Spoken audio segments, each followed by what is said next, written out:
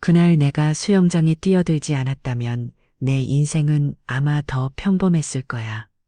하지만 훨씬 더 지루했을 거야.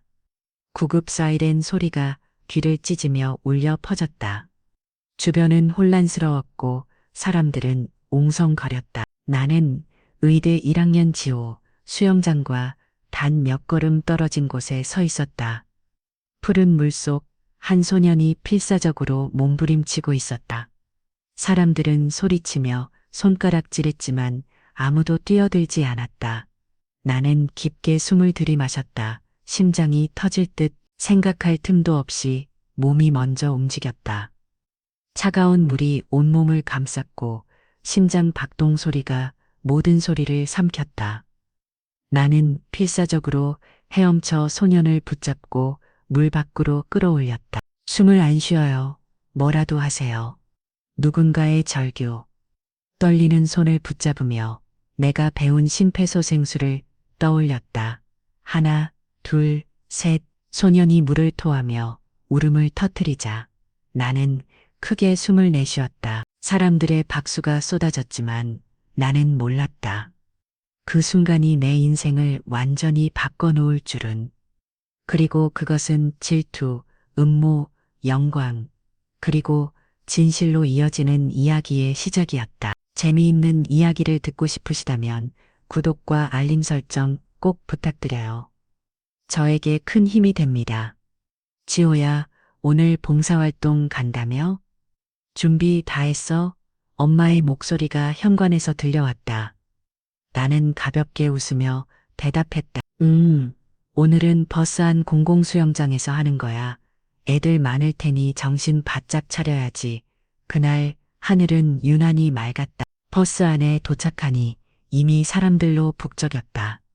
아이들 웃음소리, 물 튀기는 소리, 호루라기 소리까지 온몸에 여름이 스며드는 느낌이었다. 안녕하세요. 오늘 자원봉사 오신 분이죠. 수영장 직원이 환하게 인사했다. 네, 저는 지호라고 합니다. 의대 1학년이에요. 오, 의대생. 든든하네요. 혹시 모르니 안전요원들 근처에서 같이 움직여주세요. 나는 고개를 끄덕이며 수영장 주변을 둘러봤다. 아이들은 튜브에 몸을 맡기고 깔깔대며 놀고 부모들은 그늘에서 스마트폰을 보며 쉬고 있었다.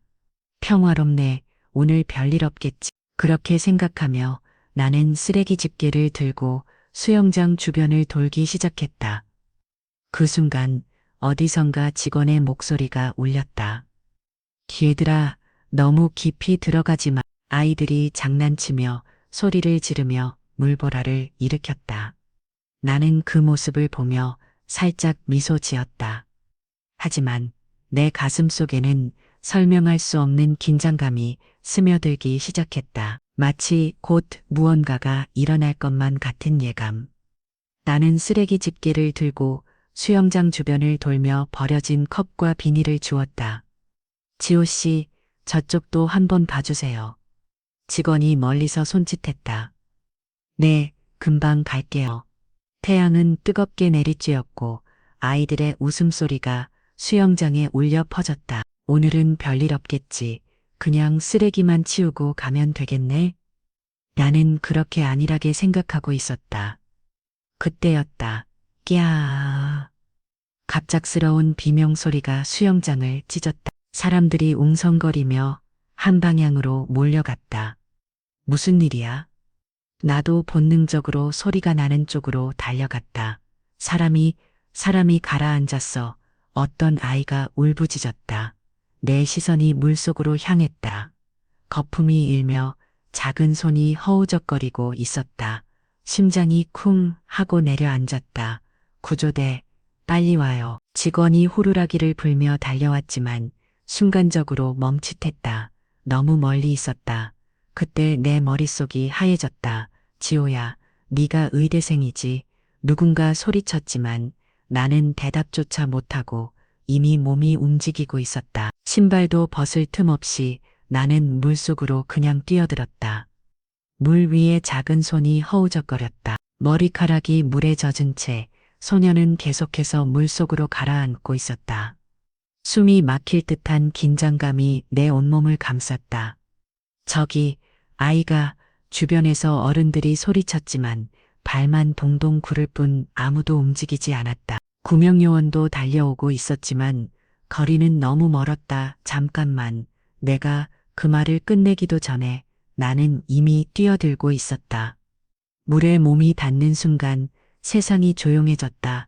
심장 박동 소리만이 귀를 때렸다. 숨 쉬지 마.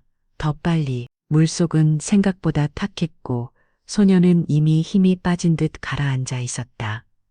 안 돼. 제발 버텨. 나는 필사적으로 팔을 뻗어 소년을 끌어안았다. 그리고 온 힘을 다해 위로 헤엄쳤다. 수면 위로 올라오는 순간 숨이 턱 막혔지만 멈출 수 없었다. 여기요, 아이 잡았어요. 내 목소리에 직원들이 튜브와 줄을 던졌다. 아이를 먼저 물 밖으로 올려놓는 순간 나는 안도의 한숨을 내쉬었다. 하지만 소녀는 움직이지 않았다. 주변에서 비명이 터졌다. 숨을 안 쉬어. 어떻게. 내 손이 미친 듯이 떨렸지만 머릿속은 단 하나의 생각뿐이었다.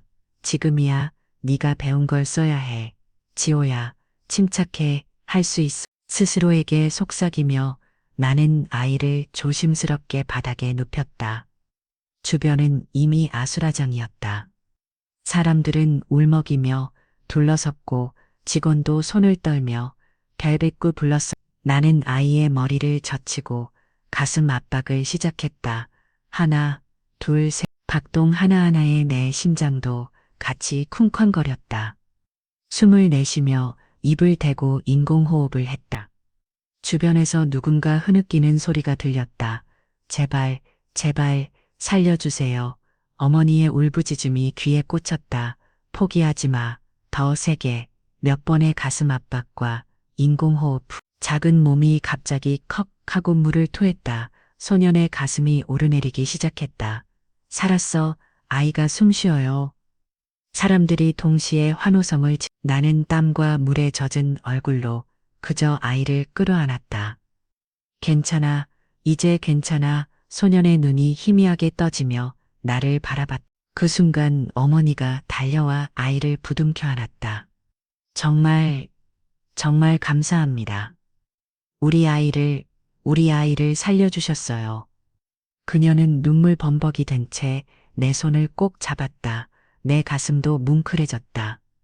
하지만 나는 아직 몰랐다. 이 사건이 내 인생을 완전히 바꾸게 될 줄은. 아이를 구하고 난 뒤에도 내 심장은 한참 동안 진정되지 않았다. 출입구 구급대가 도착해 아이를 데려가자 사람들은 나를 둘러싸며 수군거렸다. 저 학생이 살렸대. 이대생이라더라. 대단하다. 와, 진짜 영화 같았어. 어떤 아저씨는 휴대폰을 들이밀며 말했다. 학생, 잠깐만요. 인터뷰 좀. 나는 당황해서 손사래를 쳤다. 아, 아니에요. 그냥 제가 해야 할 일을 한 것뿐이에요. 하지만 이미 늦었다. 사람들은 나를 찍고 있었고 누군가는 영상을 실시간으로 SNS에 올리고 있었다. 그날 밤 기숙사에 돌아와 휴대폰을 켜자 알림이 폭주했다. 부산 의대생 물에 빠진 아이 구해 영상 확산 중. 진짜 히어로다. 네티즌 찬사. 친구들이 단톡방에서 난리가 났다. 야, 지호, 너 지금 뉴스 떴어. 형, 이제 캠퍼스 스타네. 캠퍼 스타네. 가. 나는 어안이 벙벙했다. 그저 봉사활동 중 한 일을 했을 뿐인데 하루아침에 영웅이 되어 있었다. 창밖을 보며 혼잣말을 했다. 영웅. 나는 그냥 지호일 뿐인데. 하지만 그때는 몰랐다. 이 영광이 단지 시작일 뿐이라는 걸. 그리고 그만큼 더 큰 시련이 기다리고 있다는 것. 그날 밤 내 휴대폰은 쉴 새 없이 울렸다. SNS에서 내가 아이를 구하는 영상은 이미 실시간 급상승 1위였다. 댓글은 온통 찬사였다. 진짜 현실 히어로, 의대생 맞지? 너무 멋지다. 저런 사람이 의사가 돼야지. 나는 화면을 보며 믿기지 않는 듯 속삭였다. 이게 진짜 내 얘기라고? 그때 갑자기 전화가 걸려왔다. 발신자는 학교 행정실이었다. 안녕하세요, 지호 학생. 내일 아침 학장님께서 직접 보자고 하십니다. 학생이 한 일, 학교가 자랑스럽게 생각하고 있어요. 순간 심장이 두근거렸다. 학장님이 직접 설마 내가 문제라도. 하지만 곧 목소리에서 설렘이 묻어났다. 아니야, 분명 칭찬일 거야. 다음 날 나는 학교 본관으로 불려갔다.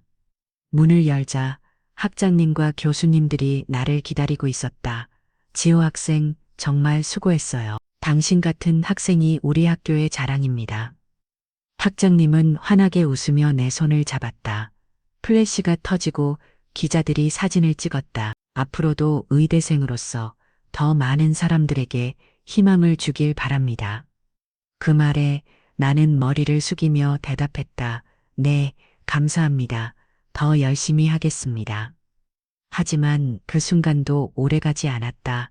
학교를 나서는 순간 한 남자가 나를 의미심장하게 바라보고 있었다. 그리고 모든 것이 그 시선에서부터 변하기 시작했다. 학교에서의 인터뷰가 끝나고 나는 평소처럼 강의실로 향했다.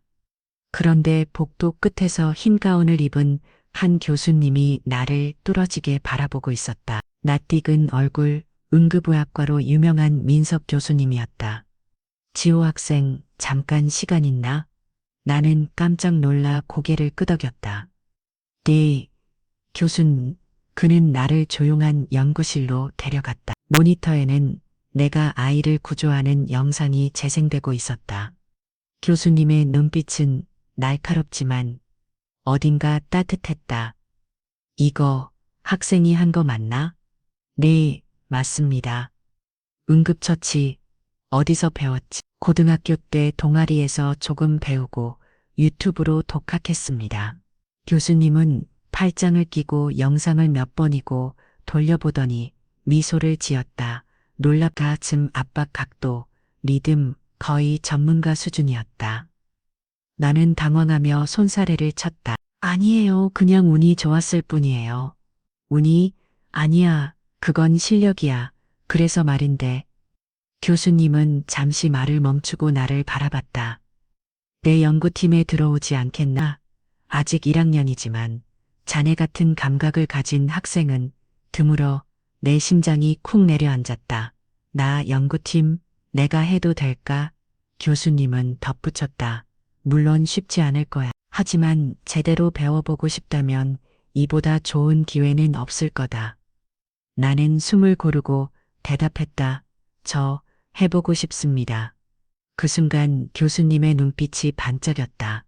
하지만 나는 몰랐다. 이 선택이 나를 영광으로 이끌 뿐만 아니라 질투와 음모 속으로도 끌어들이게 될 줄은. 교수님과의 대화는 예상 밖으로 길어졌다. 연구실은 조용했지만 내 심장은 쉴 새 없이 뛰고 있었다. 지호 학생, 자네가 구조한 아이 영상 덕분에 내가 많은 생각을 하게 됐네. 민석 교수님이 천천히 말을 이었다. 심폐소생술, CPR. 대부분 학생들은 이론으로만 알고 있어. 하지만 자네는 본능적으로 움직였지. 그건 타고난 감각이야. 나는 고개를 숙이며 조심스레 대답했. 저는 그냥 배운 대로 했을 뿐인데요. 겸손하기까지 하군. 교수님은 미소 지었. 그는 책상 위에 서류를 내밀며 말했다. 내가 이끄는 연구팀이 있어. 응급처치, 특히 심폐소생술을 더 발전시키는 프로젝트지. 자네 같은 인재가 필요하다. 저 1학년인데 괜찮을까요?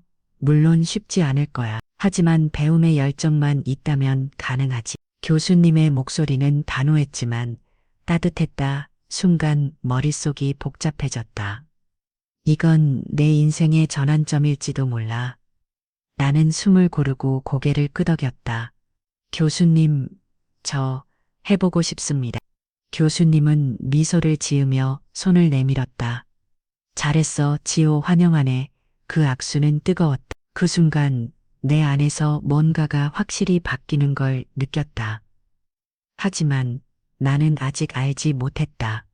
이 연구팀에서 만날 사람들 중 누군가는 나의 가장 큰 동료가 될 것이고 또 다른 누군가는 나의 가장 큰 적이 될 것이라는 것을 연구팀에 합류하겠다고 대답한 뒤 기숙사 방으로 돌아오자마자 현실감이 밀려왔다. 나 진짜 할 수 있을까? 아직 1학년인데 설레임과 두려움이 뒤섞여 머릿속이 복잡했다. 그때 단톡방이 요란하게 울렸다. 민수, 야, 지호, 너 교수님 연구팀 들어간다며? 완전 대박. 현우, 근데 인정해라. 너 운 좋았다. 그냥 애 하나 살린 걸로 너무 과대평가되는 거 아님?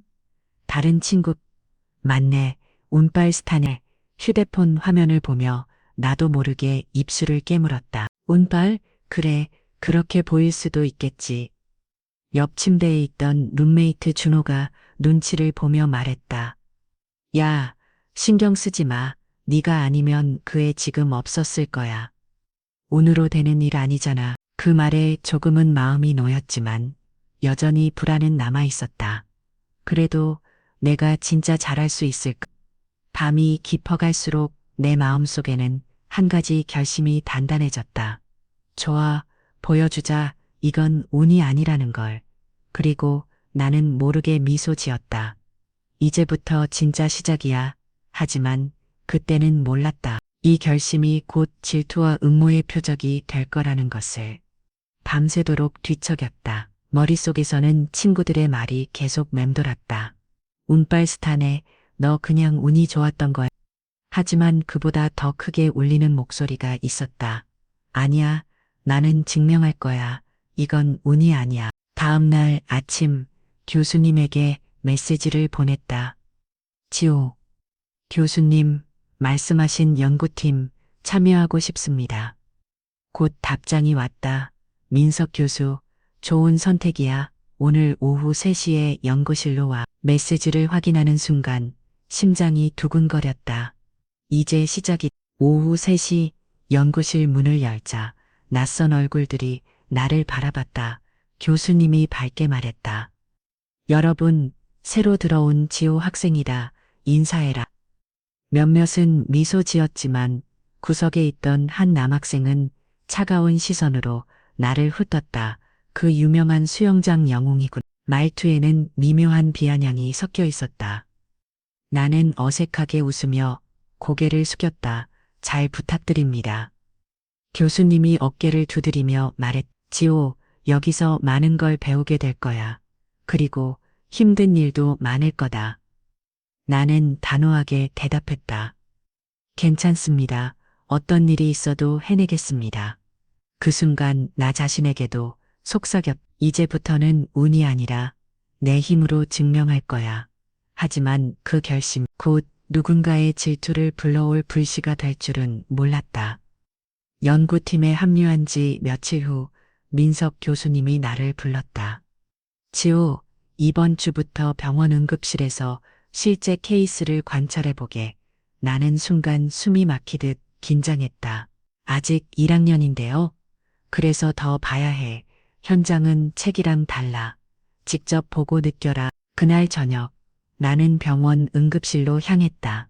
문을 열자마자 삐삐 울리는 소리, 환자들의 신음, 의사들의 빠른 발걸음이 공기를 가득 채웠다. 이게 진짜 현장인가?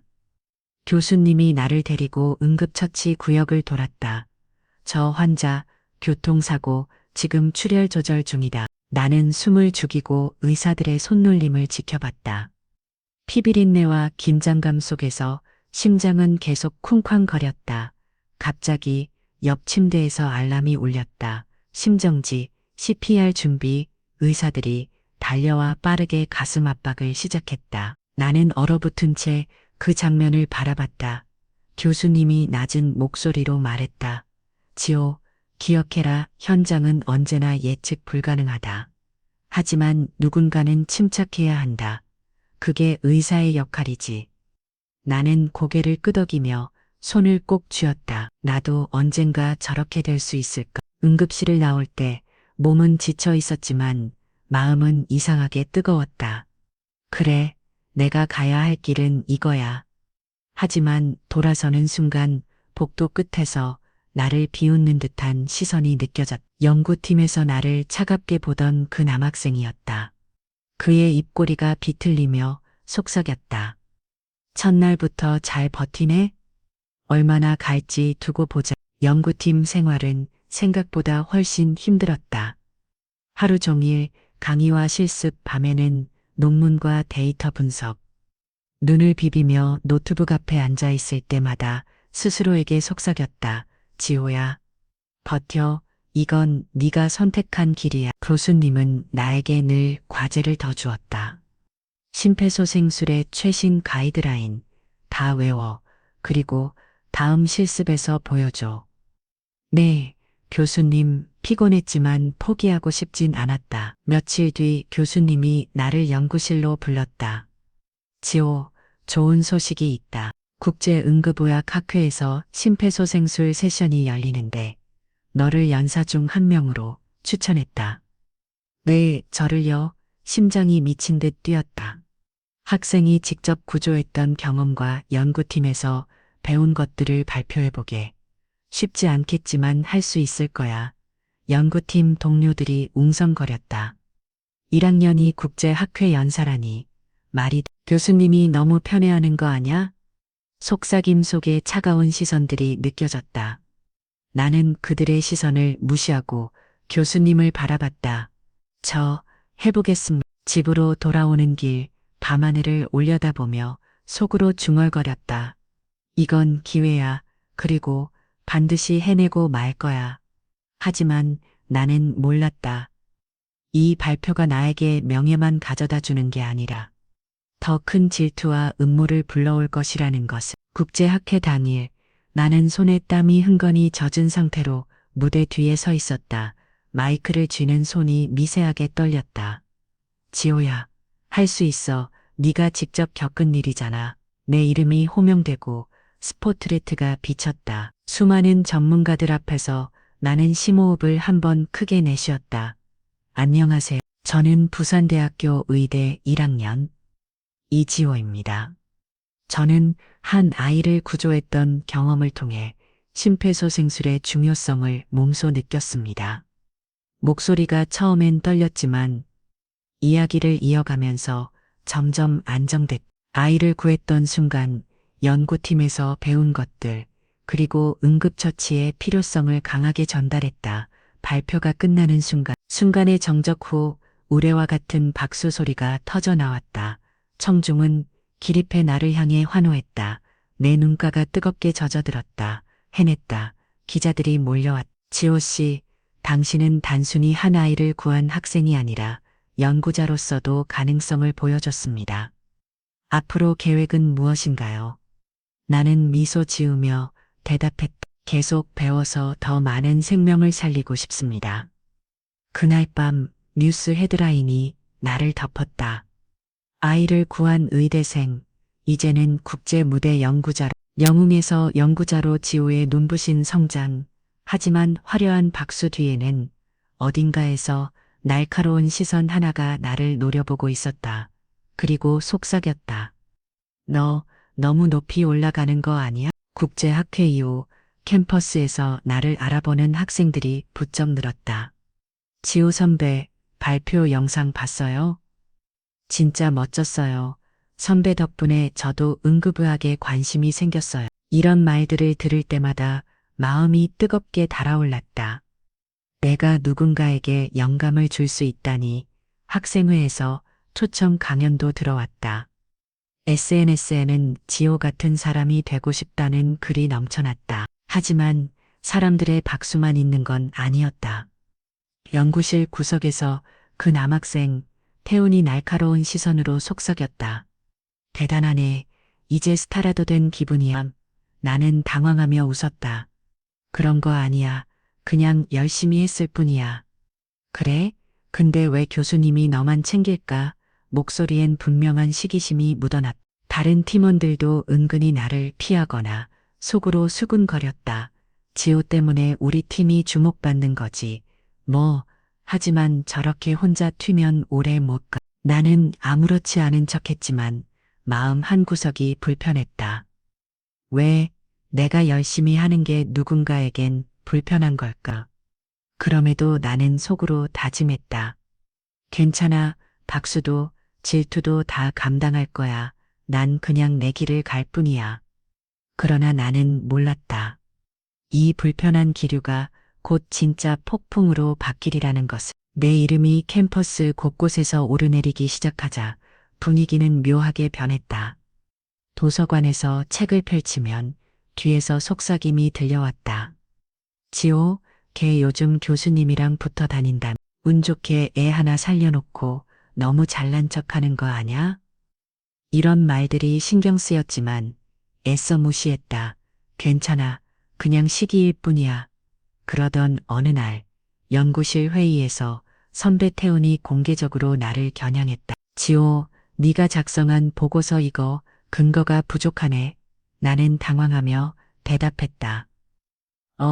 근거 자료는 추가로 제출할 수 있습니다. 추가, 이건 기본도 안 된 거야.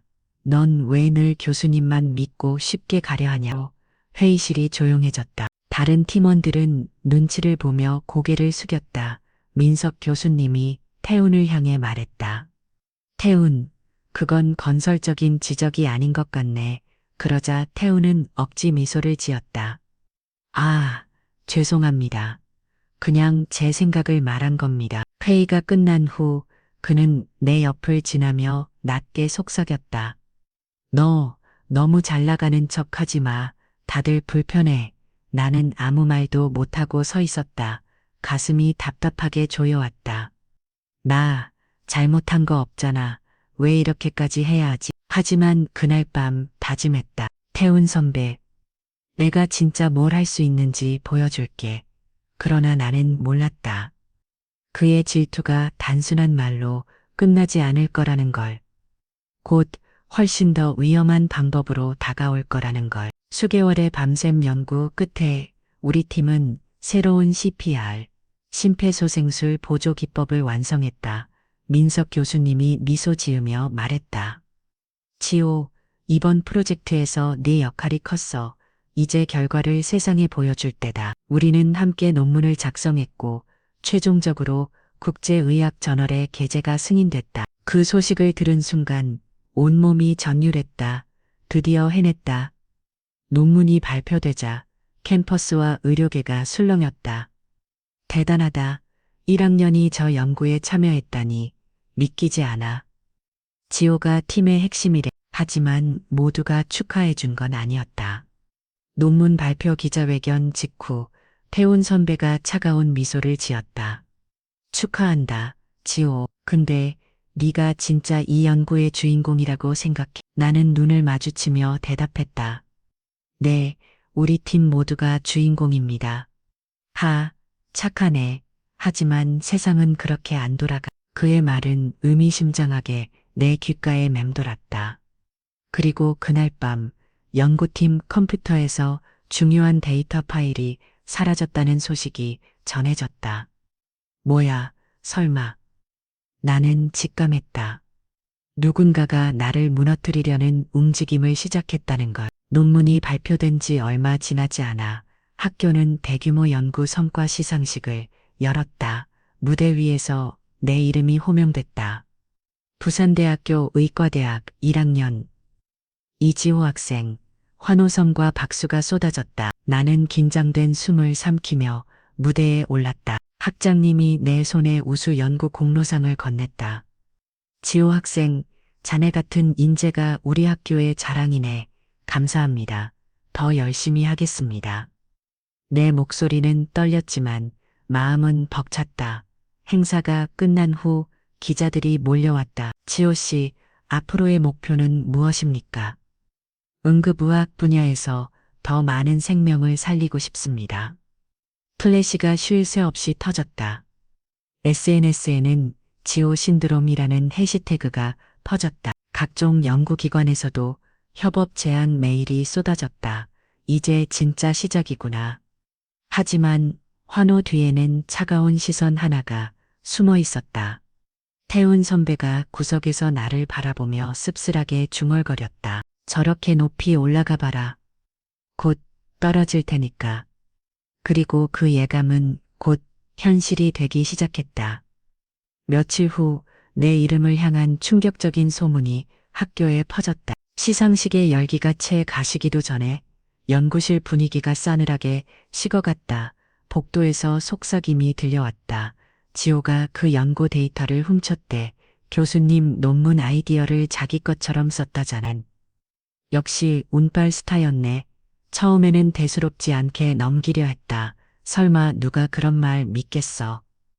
하지만 소문은 눈덩이처럼 커졌다. 익명 커뮤니티에는 지호 연구 표절 의혹이라는 글이 올라왔고 댓글에는 근거 없는 비난이 쏟아졌다. 연구실에서도 미묘한 분위기가 감돌았다.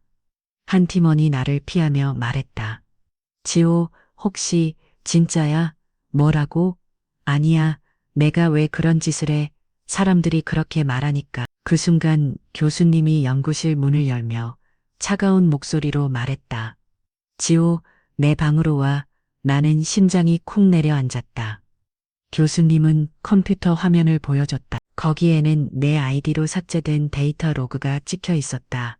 지호, 이거 네가 한 거냐? 아니에요.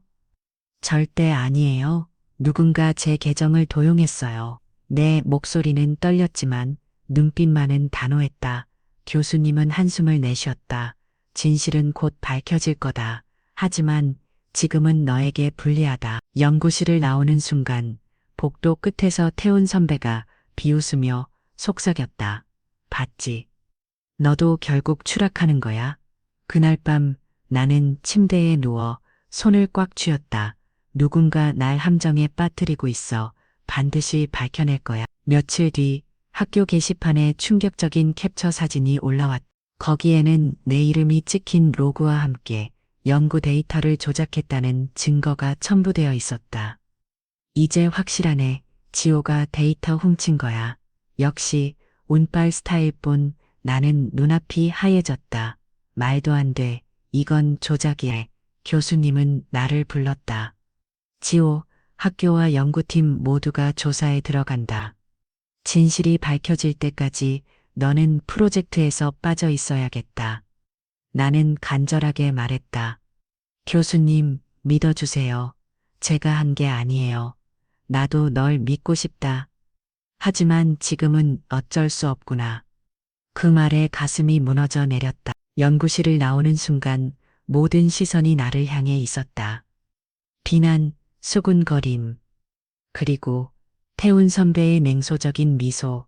그는 일부러 내 옆을 지나며 속삭였다. 어때? 높이 올라간 만큼 떨어질 때 아프지? 나는 이를 악물었다. 그래, 네 짓이구나. 내가 반드시 밝혀내겠다. 집으로 돌아가는 길, 버스 창밖에 네온 사인이 흐려졌다. 나는 주먹을 꽉 쥐고 다짐했다. 끝까지 간다. 이대로 무너지지 않. 조작된 증거가 퍼지면서 나만이 아니라 민석 교수님도 거센 압박을 받았다. 학교 관계자들이 교수님에게 따졌다. 학생 관리가 이렇게 허술해서야 되겠습니까? 이 사건 언론에서도 문제 삼고 있습니다. 연구실 회의 때 교수님의 얼굴은 전보다 훨씬 지쳐 보였다. 그는 나를 바라보며 조용히 말했다. 지호, 나도 너를 믿고 싶다. 하지만 상황이 우리 편이 아니야. 그 말이 내 가슴에 비수처럼 꽂혔다. 교수님마저 나를 완전히 믿지 못하시는 건가? 학교 복도에서 들려오는 목소리들은 더욱 잔인했다. 역시 거품 스타였네. 교수님도 곤란하겠다. 제자 하나 잘못 믿어서 나는 점점 사람들의 시선을 피하게 됐다. 기숙사 방에 틀어박혀 밤마다 노트북 화면만 바라봤다. 손가락 끝은 떨리고 머릿속은 복잡했다. 왜 나야? 내가 뭘 잘못했는데? 휴대폰을 확인하니 인터뷰 요청과 협업 제안은 모두 사라지고 대신 비난 기사들이 도배되어 있었다. 영웅의 데이터 조작 의혹, 의대생 지호의 진짜 얼굴. 나는 결국 두 손으로 얼굴을 감싸 쥐었다. 이제 정말 끝난 걸까? 눈물이 번져 시야가 흐려졌다. 하지만 마음 한구석에서 작은 목소리가 속삭였다. 아직 아니다. 너는 무너질 사람이 아니야. 그리고 바로 휴대폰의 낯선 번호로부터 한 통의 메시지가 도착했다. 발신자 알 수 없음. 지호 씨, 당신이 억울하다는 증거 제가 가지고 있어요. 익명의 메시지는 단 한 줄이었다. 진실은 네가 찾을 수 있다. 단서. 연구실 서버 백업.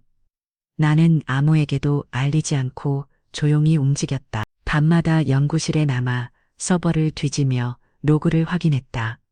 수백 개의 파일을 열어보다가 수상한 기록 하나를 발견했다. 접속 아이디 지아이호 01, 수정자 admin override.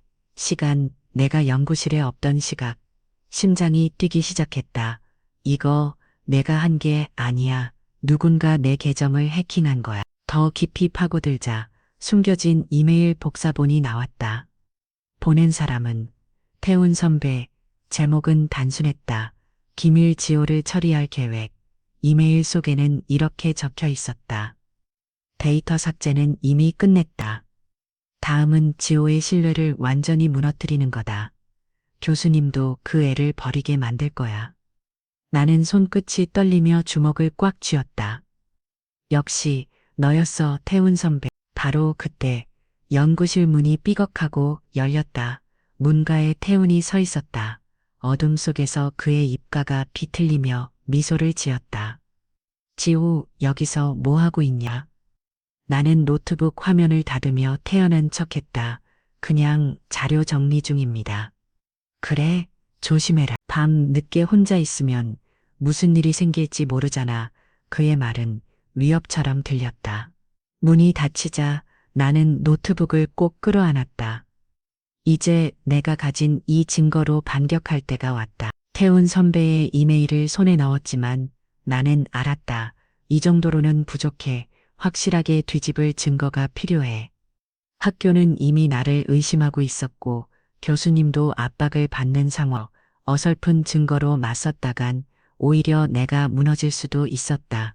며칠간 불안에 시달리던 어느 밤 휴대폰이 울렸다. 낯선 번호였다. 지호 씨, 그날 수영장에서 아이를 구해준 어머니입니다. 깜짝 놀라며 전화를 받았다. 어머니, 잘 지내셨어요? 네, 덕분에 우리 아이는 건강해요.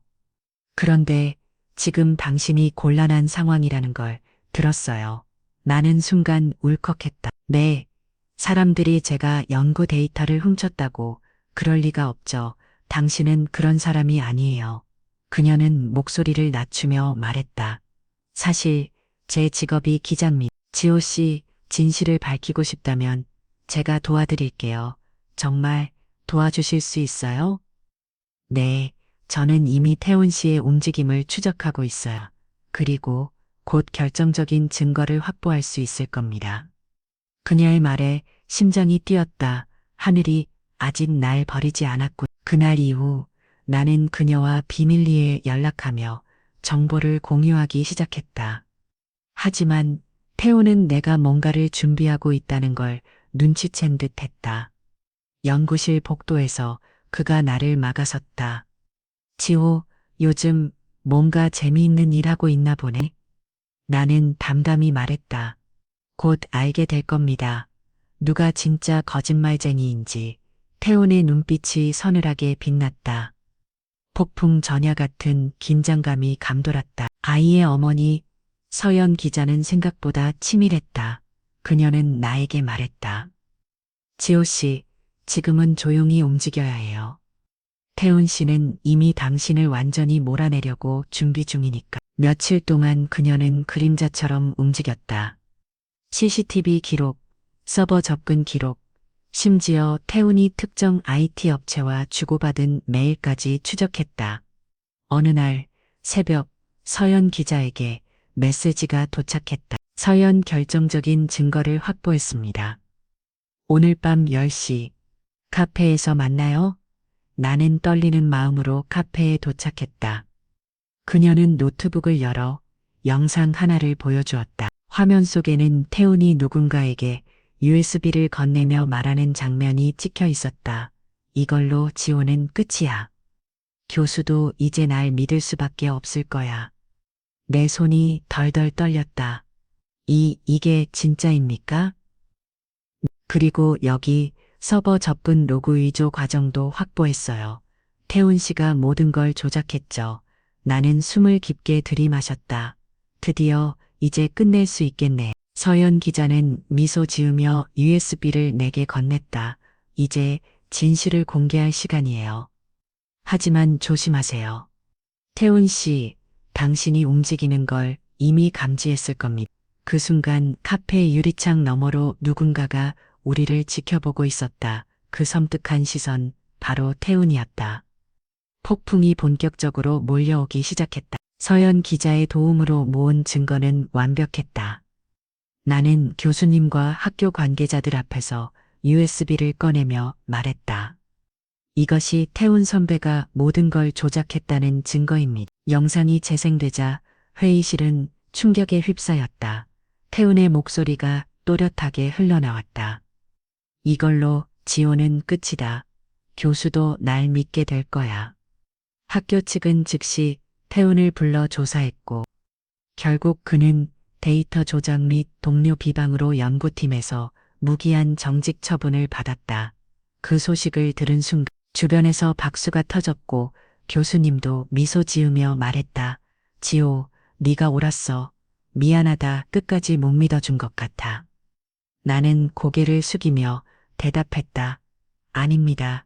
교수님, 믿어주셔서 감사. 학생들도 나에게 와서 말했다. 지호 선배, 죄송해요. 저희도 소문에 휘둘렸어요. 이제 진짜 인정합니다. 선배 최고예요. 모든 게 끝난 것 같았다. 하지만 마음 한구석이 이상하게 무거웠다. 기숙사로 돌아오는 길, 창밖에 불빛이 흐릿하게 번졌다. 나는 이겼지만 상처는 쉽게 지워지지 않네. 그때 휴대폰에 서연 기자의 메시지가 도착했다. 축하해요. 하지만 조심하세요. 아직 끝난 게 아닙니다. 나는 화면을 바라보며 깊은 숨을 내쉬었다. 그래, 아직 끝난 게 아니야. 태훈 선배 사건이 끝난 지 몇 주 후 나는 다시 연구실 문 앞에 섰다. 문을 열기 전 손끝이 약간 떨렸지만 이번에는 두려움이 아니라 결이었다. 연구실 안으로 들어서자 팀원들이 놀란 듯 나를 바라봤다. 지호 왔어? 누군가 어색하게 웃었고 다른 사람들은 살짝 고개를 숙였다. 예전 같으면 위축됐겠지만 이번엔 담담히 말했다. 다시 시작하겠습니다. 더 열심히 할 거예요. 민석 교수님이 내 어깨를 두드리며 말했다. 이제는 완전히 네 자신을 증명했어. 앞으로 더 기대하마. 네, 교수님. 저도 이제 흔들리지 않을 겁니다. 연구는 다시 이어졌다. 밤늦도록 데이터 분석, 새로운 CPR 모델 실험, 끝없는 피드백, 힘들었지만 마음 한구석에서 불이 타올랐다. 이번에는 누구의 시선에도 휘둘리지 않아. 나는 나를 위해 간다. 팀원들도 서서히 나를 인정하기 시작했다. 지호, 지난번 실험 결과 좋더라. 너 없었으면 우리 연구 진전 없었을 거야. 그리고 그 순간 깨달았다. 위기는 나를 부수는 게 아니라 더 단단하게 만든다는 것을. 창밖으로 아침 해가 떠올랐다. 나는 조용히 속으로 말했다. 이제 진짜 내 길을 걷는다. 하지만 평화는 오래 가지 않았다. 연구가 성과를 내기 시작하면서 또 다른 시선들이 나를 향해 몰려오고 있었다. 그 시선 속에는 단순한 질투가 아닌 더 큰 욕망이 숨어 있었다. 몇 달 뒤 우리가 개발한 개선된 CPR 기술은 실제로 여러 병원에서 적용되기 시작했다. 뉴스에서는 연일 보도했다. 부산의대 연구팀, 심폐소생술 성공률 크게 향상시켜 응급의료 혁신, 젊은 연구자의 성과 빛나다. 병원 관계자들은 회의 때마다 나를 바라보며 말했다. 지호 학생, 당신 덕분에 많은 생명이 살고 있습니다. 그 말에 가슴이 벅차올랐다. 내가 한 연구가 진짜로 사람들을 살리고 있구나. 그러던 어느 날 민석 교수님이 미소를 지으며 내게 봉투 하나를 건넸다. 축하한다. 지호 국제의료재단에서 네 연구와 성과를 인정해서 전액 장학금을 수여하기로 했다. 나는 놀라서 눈을 크게 떴다. 정말요? 전액 장학금이요? 그래, 이제 너는 더 큰 무대에서 연구를 계속할 수 있게 된 거야. 그 소식은 빠르게 퍼졌고 친구들은 축하 메시지를 보냈다. 지호야, 대박이다. 완전 드라마네. 진짜 멋지다. 하지만 그 순간에도 마음 한편에서는 알 수 없는 긴장이 스며들었다. 너무 많은 주목을 받으면 그만큼 위험도 커진다는 것을 나는 이미 알고 있었다. 그리고 예상대로였다. 장학금 발표 이후 해외 의료기관들과 미디어가 나를 주목했지만 그 속에서 익숙한 차가운 시선 하나가 다시 느껴졌다. 연구실 구석, 태훈이 떠난 자리를 대신하듯 새로운 인물이 나를 바라보고 있었다. 낯선 미소를 지으며 낮게 중얼거렸다. 재미있어지겠군. 지호 새로운 챕터가 열리고 있었다. 전액 장학금 소식이 퍼지자 다시 한번 모든 시선이 나를 향했다. 강의실, 연구실, 심지어 카페에서도 사람들이 속삭였다. 저 사람 지호 맞지? 뉴스에서 봤어. 이제는 그냥 학생이 아니야. 완전 국제 스타. 예전 같으면 이런 시선이 부담스러웠을 것이다. 하지만 이번에는 달랐다. 나는 당당하게 시선을 마주했다. 이제 나는 준비됐다. 어떤 시선도 두렵지 않다. 교수님이 내 옆에 다가와 말했다. 지호, 곧 국제의료 컨퍼런스에서 다시 발표해야 할 거야. 이번에는 세계 최고의 전문가들이 모인다. 네, 교수님, 전보다 더 강하게 준비하겠습니다. 연구팀 후배들이 나에게 다가와 물었다. 선배, 발표 준비 어떻게 하세요? 밤새워 연습하고 있어. 하지만 중요한 건 자신감이야. 나는 웃으며 답했다. 연구실 구석에서 낯선 연구원이 나를 지켜보며 의미심장한 미소를 지었다. 그 시선 속에는 묘한 도전의 기운이 느껴졌다. 또 다른 경쟁자가 나타난 건가? 그러나 이번엔 달랐다. 나는 더 이상 흔들리지 않는 사람이 되어 있었다. 밤하늘을 올려다보며 속으로 중얼거렸다.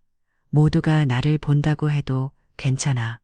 왜냐하면 이번엔 내가 그 기대를 뛰어넘을 테니까.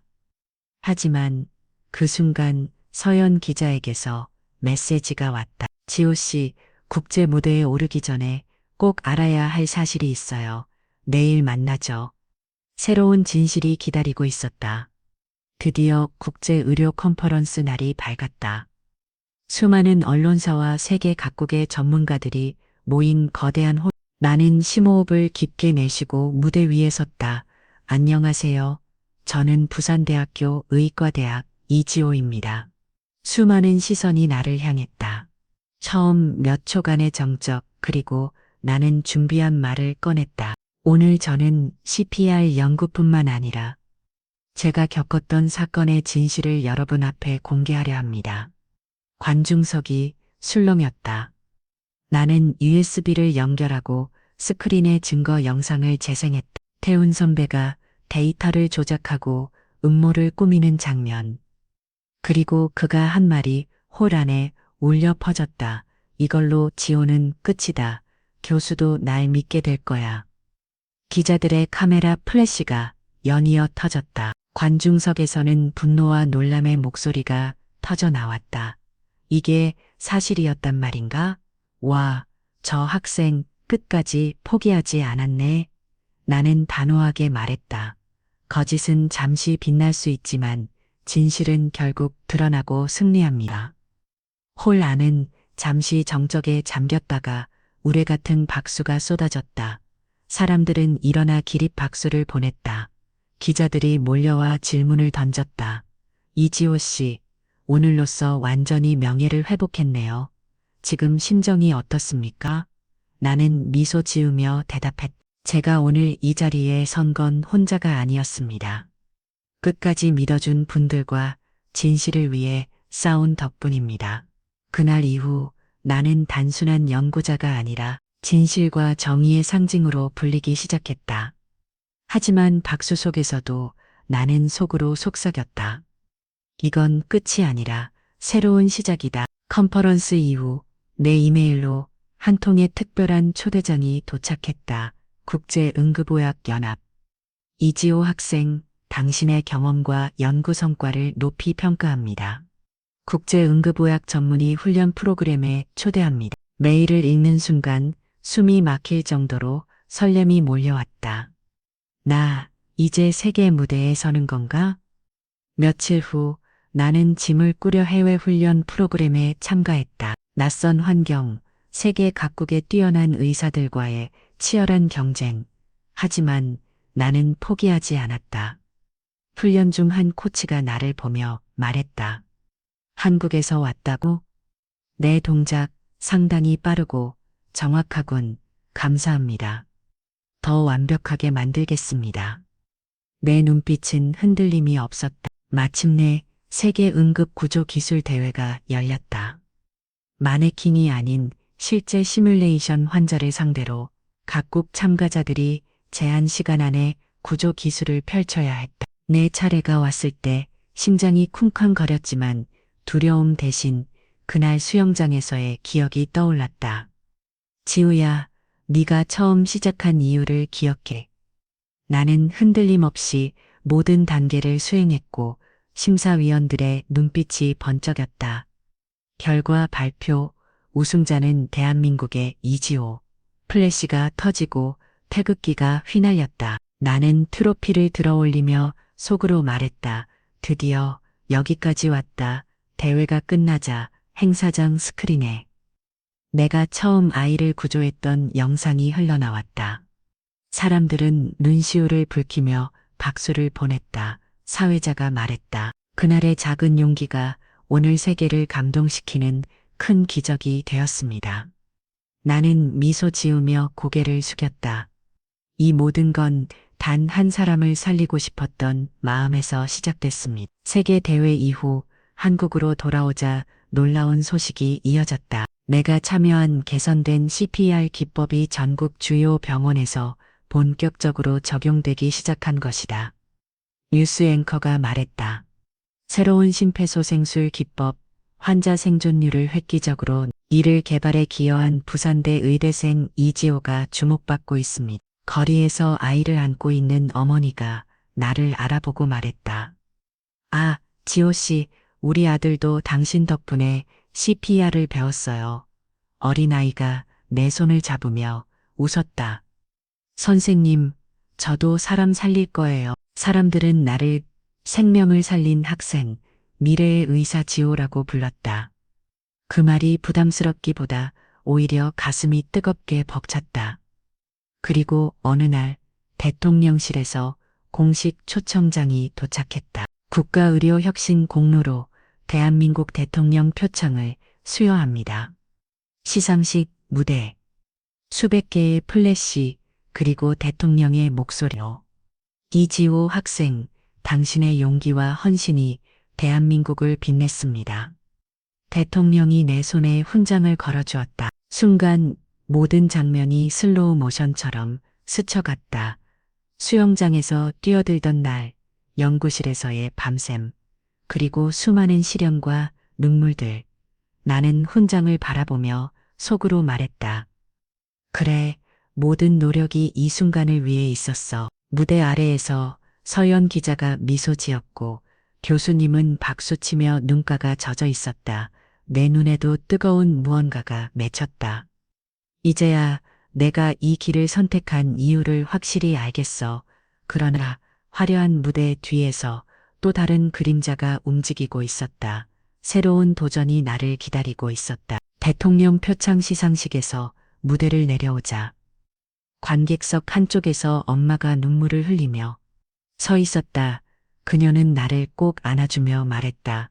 지호야, 엄마가 정말 자랑스럽다. 내 눈가도 뜨겁게 젖어들었다. 엄마, 나도 오늘만큼은 스스로가 자랑스러워. 며칠 후 학교 게시판에 태훈 선배의 공개 사과문이 올라왔다.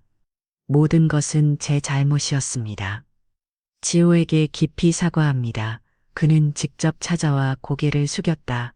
지호, 정말 미안하다. 내가 질투 때문에. 나는 잠시 그를 바라보다가 조용히 미소 지었다. 이제 다 끝났어요. 저도 용서할게요. 태우는 놀란 듯 나를 보더니 고개를 끄덕이며 돌아섰다. 그 사건 이후 나는 더 많은 사람에게 생명을 살리는 기술을 전하고 싶었다. 그래서 전국 학교와 지역사회를 돌며 무료 CPR 워크숍을 시작했다. 강당에서 아이들이 나를 둘러싸며 물었다. 선생님, 가슴 압박은 몇 번 하나요? 30번. 그리고 인공호흡 2번. 잘 기억해둬야 해요. 아이들의 눈이 반짝였고 학부모들도 진지하게 참여했다. 사람들이 한 명 한 명 기술을 배우는 모습을 보며 이것이 내가 해야 할 일이다. 서연 기자가 강당 뒤에서 미소 지으며 속삭였다. 지호 씨, 당신은 이제 진짜 영웅이네요. 나는 고개를 저으며 웃었다. 아니요, 전 그냥 사람 살리는 걸 좋아하는 한 사람일 뿐이에요. 그리고 나는 알았다. 내가 받은 박수보다 내가 전해준 생명이 더 값지다는 것을. 하지만 세상은 그렇게 단순하지 않았다. 내가 열심히 CPR을 가르치던 그 순간에도 어딘가에서 또 다른 시험이 다가오고 있었다. 워크숍은 전국에서 큰 호응을 얻었고 언론은 연일 내 활동을 보도했다. 미래의 의사 이지호, CPR 교육으로 수많은 생명을 살리다. 사람들은 나를 존경의 눈으로 바라봤지만 밤이 되어 혼자 있을 때면 마음속에 늘 작은 목소리가 들렸다. 지호야, 너 아직 해야 할 일이 남았잖아. 어느 날 교수님이 내게 물었다. 지호, 이제는 모든 걸 이뤘는데 앞으로 계획은 뭔가? 나는 잠시 망설이다. 대답했. 교수님, 아직 제 마음속엔 해결하지 못한 게 하나 있어요. 그날 처음으로 아이를 구했던 그 수영장. 저는 그곳에 다시 가야 할 것 같습니다. 교수님은 고개를 끄덕이며 미소 지었다. 네가 정말 하고 싶은 일을 해라. 그게 네 길이다. 그날 밤 나는 조용히 가방을 싸며 속으로 다짐했다. 화려한 무대보다 내가 처음 뛰어든 그곳에서 다시 시작해야 한다. 모든 것이 완벽해 보였지만 어딘가에서 새로운 파도가 일렁이고 있었다. 서연 기자에게서 연락이 왔다. 지호 씨, 그 수영장에서 최근 이상한 사건이 일어나고 있어요. 돌아가기 전에 알아야 할 게 있습니다. 내 심장이 쿵 하고 내려앉았다. 역시 단순히 돌아가는 일이 아니겠구나. 시간이 흘러 나는 더 많은 선택의 기로에 섰다. 국제학회, 수많은 강연 제안, 명예교수직. 하지만 나는 마음속 깊이 알고 있었다. 내가 원하는 건 화려한 무대가 아니야. 사람을 직접 살리는 일이지. 그래서 나는 모든 제안을 정중히 거절했다. 죄송합니다. 저는 아직 현장에서 더 배우고 싶습니다. 사람들은 놀란 눈으로 물었다. 이지호 씨, 왜 그런 선택을? 나는 미소 지으며 대답했다. 사람들을 위해 뛰는 게 제 길이니까요. 그리고 나는 응급의학 전문의로서 가장 바쁜 길을 택했다. 19와 함께 사고 현장을 누비며 수많은 생명을 직접 구했다. 그런 날들이 쌓일수록 마음은 더 단단해졌다. 하지만 내 마음 한편에는 늘 하나의 장소가 남아 있었다. 모든 게 시작된 곳, 부산 공공수영장. 결국 나는 그곳에 다시 섰다. 예전과 달리 새로 단장된 수영장. 그리고 한쪽에는 이지호 CPR 교육센터라는 간판이 걸려 있었다. 개관식 날, 아이들부터 노인, 청년까지 모두 모여 있었다. 나는 마이크를 잡고 말했다. 오늘 이곳은 단순한 훈련장이 아닙니다. 누구든 생명을 살릴 수 있다는 것을 배우는 곳입니다. 아이들이 손을 번쩍 들었다. 선생님, 저도 사람 살릴 수 있어요? 나는 웃으며 대답했다. 물론이지. 너희 모두가 작은 영웅이 될 수 있어. 첫 강의가 시작되고 사람들은 진지하게 심폐소생술을 배우기 시작했다. 나는 직접 가슴 압박 시범을 보이며 말했다. 생명을 살리는 건 기술이 아니라 마음입니다. 기억하세요. 햇살이 수영장 위로 부드럽게 내려앉았다. 그 순간 나는 속으로 속삭였다. 돌아왔구나. 지호, 이게 진짜 네 자리야. 하지만 그때 수영장 입구에 서 있는 낯선 남자의 시선이 느껴졌다. 그는 나를 뚫어지게 바라보다 사라졌다. 새로운 무언가가 다가오고 있었다.